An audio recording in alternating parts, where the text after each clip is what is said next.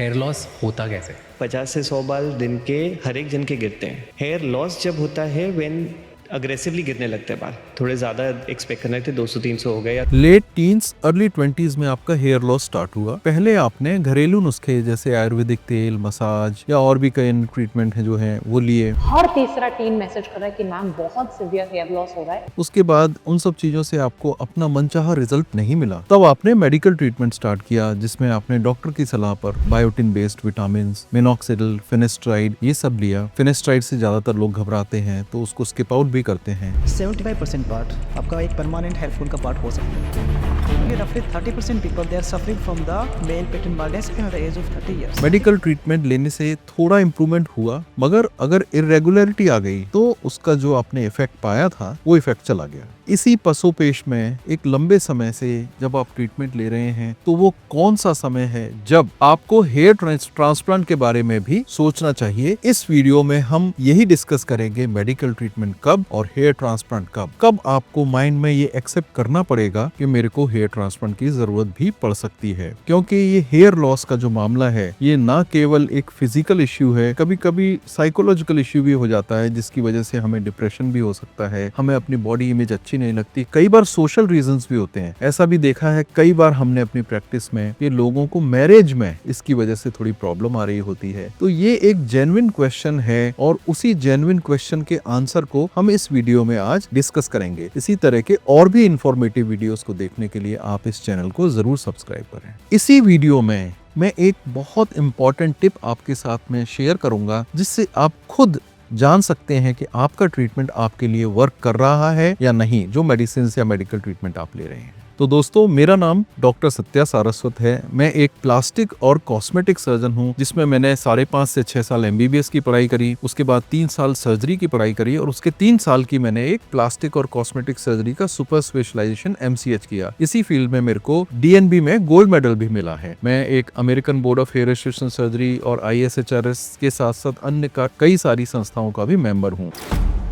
Generally हमने अपनी practice में देखा है कि लोग सडनली कोई भी मेडिकल ट्रीटमेंट बिना किसी डॉक्टरी सलाह के स्टार्ट कर देते हैं, बिना ये जाने कि उनका रूट कॉज क्या है। रूट कॉज को जानने के लिए एक बार आपको डॉक्टर से मिलना चाहिए। ये आपके आसपास में कोई भी एक प्रैक्टिशनर हो सकता है जो इस फील्ड में काफी लंबे समय से प्रैक्टिस कर रहा है। आपने मिनॉक्सिडिल ले लिया, शुरू किया, बंद कर दिया, बायोटिन लिया, बंद कर दिया, फिनेस्ट्राइड लिया, 15 दिन में बंद कर दिया। ऐसे बहुत सारे पेशेंट हमारे पास आते हैं। मेडिकल ट्रीटमेंट स्टार्ट करने से पहले आप जरूर ये देखें क्या जेनेटिक इश्यूज हैं आपके मदर और फादर दोनों साइड में। जनरली लोग अपने जेनेटिक्स से केवल फादर साइड को ही आइडेंटिफाई करते हैं, ये सही नहीं है। ये आपका जो हेयर लॉस का जीन है आपको मदर या फादर साइड दोनों तरफ से मिल सकता है। आपके हार्मोनल इश्यूज हो सकते हैं, आपका DHT लेवल बहुत हाई हो सकता है, कई बार आपको न्यूट्रिशनल डेफिशिएंसीज हो सकती हैं, आपको स्ट्रेस की वजह से भी हेयर लॉस हो सकता है, आपने एक जगह चेंज किया, आपका डाइट पूरा बिगड़ गया, या आप बहुत क्रैश डाइटिंग कर रहे हैं, जम के डाइटिंग पे लगे हुए हैं। ऐसे केसेस में आपका हेयर लॉस न्यूट्रिशनल डेफिशिएंसीज की वजह से भी हो सकता है। ट्रीटमेंट स्टार्ट करने से पहले ये जानना जरूरी है कि आपका हेयर लॉस क्यों हो रहा है। लोग मिनॉक्सिडिल अपने आप लगाने शुरू करते हैं। मिनॉक्सिडिल केवल ब्लड फ्लो बढ़ाता है, वो हार्मोन्स को कम नहीं करता है। अब यूज करना बंद करेंगे तो मिनॉक्सिडिल का इफेक्ट चला जाएगा। कुछ लोग अपने आप डर्मा रोलर यूज करते हैं। डर्मा रोलर से बहुत ज्यादा करने से स्कारिंग हो सकती है, उसको बंद करने से उसका भी इफेक्ट जा सकता है। अगर आपने भी कोई खुद ही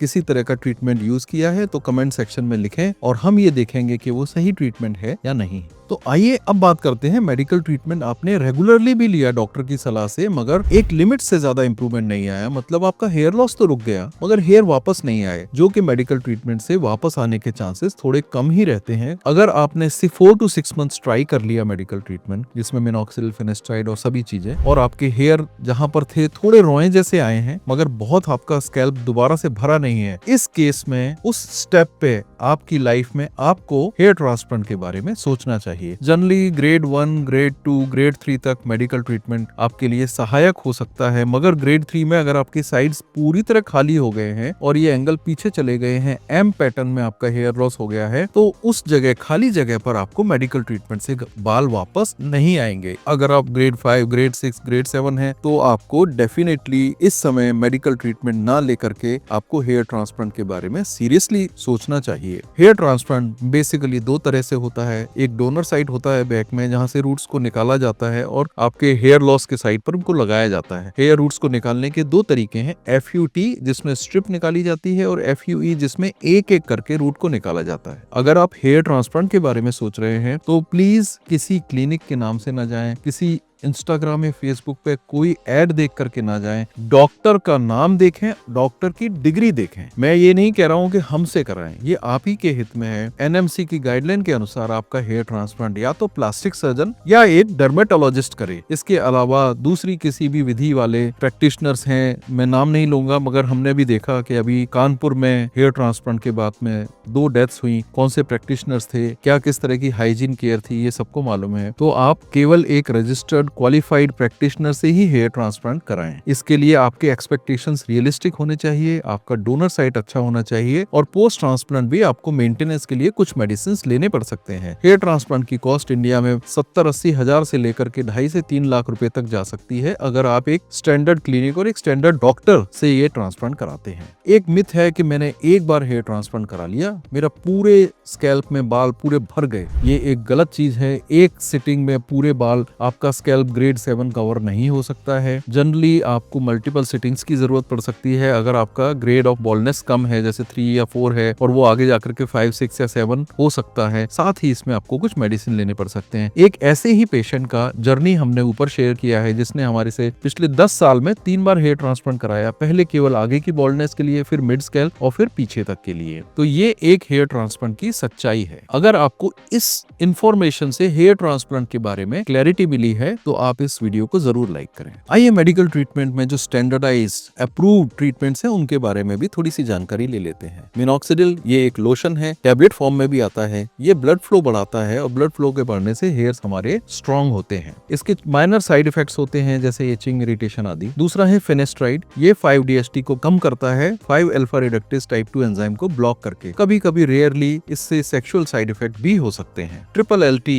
या लो लेवल लेजर थेरेपी एक तरह के लेजर डिवाइसेस हैं जो कैप के तरीके से आते हैं और जनरली 630 to 670 नैनोमीटर्स की रेंज में इनकी वेवलेंथ लाई करती है। फोटो बायो स्टिमुलेशन या बायो मॉड्यूलेशन के अनुसार प्रिंसिपल्स पर ये हेयर लॉस को कम करते हैं और कुछ हद तक कभी कभी हेयर्स को रीग्रो भी करते हैं। ये भी एक FDA अप्रूव ट्रीटमेंट है। माइक्रो नीडलिंग डर्मा रोलर है जिसमें हम साथ में कुछ ग्रोथ सीरम्स भी यूज करते हैं। इससे आपका ब्लड फ्लो बढ़ता है, इंजरी क्रिएट होती है, ग्रोथ फैक्टर्स रिलीज होते हैं। विटामिन D, आयरन और बायोटिन आदि अगर आपको डेफिशिएंसी है तो ये भी आपके लिए काफी हद तक सहायक होते हैं। PRP एक आपका ही ब्लड लेकर के उसमें से प्लेटलेट रिच प्लाज्मा जिसमें बहुत सारे ग्रोथ फैक्टर्स होते हैं उनको इंजेक्ट किया जाता है। तो ये सारे कुछ मेडिकल ट्रीटमेंट्स हैं जो एक्चुअली में काम करते हैं, बट इनमें से आपको कौन सा लेना है, किस स्टेज का आपका हेयर लॉस है, ये सब आपको एक क्वालिफाइड डॉक्टर ही बता सकता है। कभी भी जस्ट कोई वीडियो देख करके अपने आप ट्रीटमेंट ना स्टार्ट करें। आइए एक बार दोबारा से इस वीडियो को रिकैप करते हैं कि आपको कब क्या कराना चाहिए। अगर आपका mild to moderate hair loss है तो आपको मेडिकेशन स्टार्ट करने चाहिए, साथ ही आप थेरेपीज ले सकते हैं जैसे PRP, GFC आदि।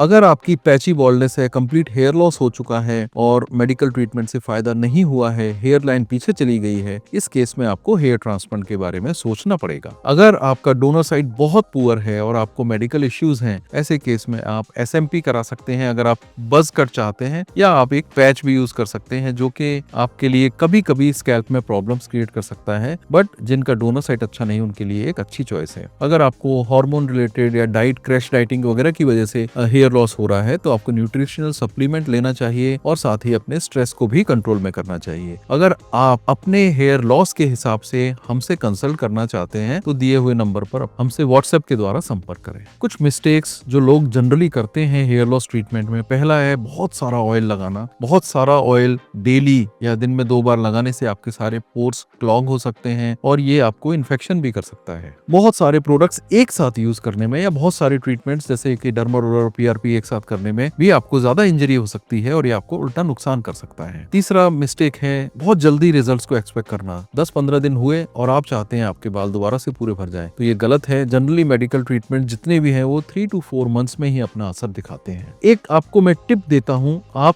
कैसे जाने कि आपका हेयर लॉस का ट्रीटमेंट वर्क कर रहा है? घर के किसी एक जगह पर अपने फोटोज को repeatedly once a month click करते रहें, सेम टाइम पर करें, सेम लाइट में करें, और जैसे आपने ड्राई हेयर्स कर रहे हैं तो ड्राई हेयर्स ही करें। बैकग्राउंड आपका जो फोटोज ले रहे हैं वो न्यूट्रल होना चाहिए, कलरफुल नहीं होना चाहिए, जिससे कि आपका पूरा फोकस उसी एरिया में रहे जहां पर आपका हेयर लॉस हो रहा है। बेस्ट है कि ये फोटो आपके लिए कोई और खींचे, ना कि खुद, क्योंकि खुद करने में आपका हाथ से डिस्टेंस वगैरह चेंज हो सकता है। फिक्स डिस्टेंस पर, फिक्स बैकग्राउंड के साथ, fixed lighting, fixed time of the day पे आप मंथली इंटरवल पे खुद अपना प्रोग्रेस देख सकते हैं। ये वीडियो आपको यूजफुल लगा है तो आप इस वीडियो को और भी लोगों के साथ शेयर करें। बेस्ट हेयर ट्रांसप्लांट सेंटर कैसे चूज करें, इसके लिए लेफ्ट साइड में दिए हुए लिंक को क्लिक करें। और अगर आपका अर्ली 20s में हेयर लॉस हो रहा है, बहुत अर्ली एज पे हेयर लॉस हो रहा है, तो उसके कारण जानने के लिए राइट साइड में दिए हुए लिंक को क्लिक करें।